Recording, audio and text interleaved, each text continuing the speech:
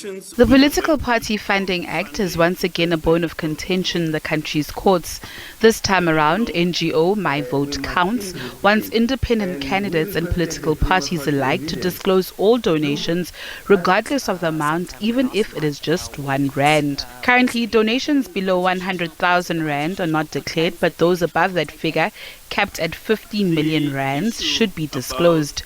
The DA, which received large sums of donations as revealed by the IEC's disclosure report for the 2024-2025 financial year, has proposed that a structure be established to monitor the compliance and non-compliance of political parties when it comes to declaring donations they receive.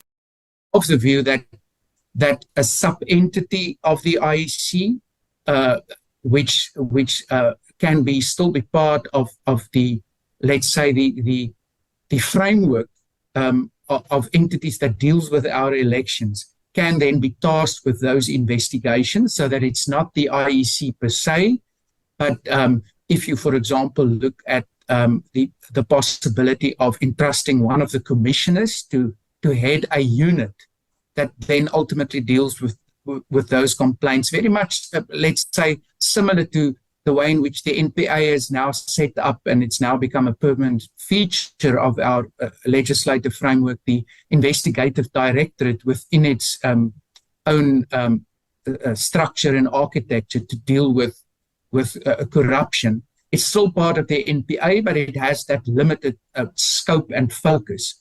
So that ultimately, in our view, is another way in which one can possibly enable a proper investigation of complaints that not everybody discloses as they should. If the court rules in favor of My Vote Counts, ActionSA says it will be a threat to the multi-party democracy. The party says the IEC must have access to the bank accounts of political parties. We are actually gone into this process proposing our own amendments that we think should be tabled in respect to the party funding legislation that gives the IEC real teeth, gives them access to the bank accounts of political parties, and allows for proper accountability that is fundamentally missing right now. My Vote Counts argues that the Funding Act is not meeting its constitutional goals of accountability, openness and transparency, pointing out many loopholes. Everyone. The one around related entities is that it's an obvious loophole in the law. For example, if I'm a wealthy individual, I can entirely legally set up 100 different companies, and through them, I can donate the maximum 15 million Rand a year, which is obviously against the spirit of the Act. Similarly, I can donate through those 100 companies 99,000 Rand, and no one will know my identity because it will fall under the disclosure threshold.